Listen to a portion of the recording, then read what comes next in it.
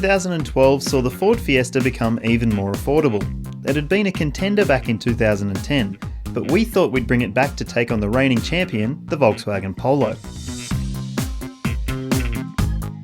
The Polo has won its class for the past 2 years, but still feels as fresh as the day it arrived in Australia. With compact dimensions, a tiny 1.2 litre turbo engine and a classy feel, it was back to restake its claim. The VW Polo is a massively confident small car that not only won its class a couple of years ago, but won the overall Drive Car of the Year award. It does everything really well, feels like a cut above the normal small city cars that we've got here, and it's going to be very hard to beat.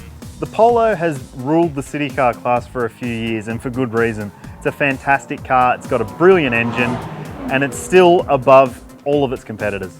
The Polo is sort of like a big car in a small body. It's quite a mature thing and feels it inside. It really feels like it's got a lot more money in it, but premium price still will appeal to more of a niche audience, but it does a great job.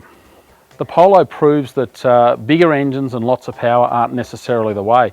This is the smallest, least powerful engine in our field, but it doesn't feel it. It's still a pretty perky car. I reckon the cabin in this car is a class leader in terms of refinement, and it's also quite generously proportioned. The Fiesta returned in 2012 with a lower price that will undoubtedly extend its appeal even further. The 1.6 litre auto we tested doesn't change the game technologically, but it's up there among the best in the city car segment.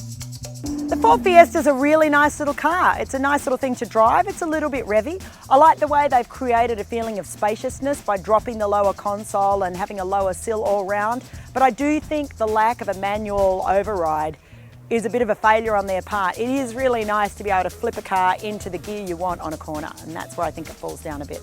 The Ford Fiesta's had a price drop and it's had some added safety equipment since it was last in Car of the Year. It's a stylish, good handling little car, but it also has some quality and finish issues which we might need to take into account. Dynamically not as capable as the Polo, but I mean still it's an impressive little small car. It's got a lot of stuff going for it.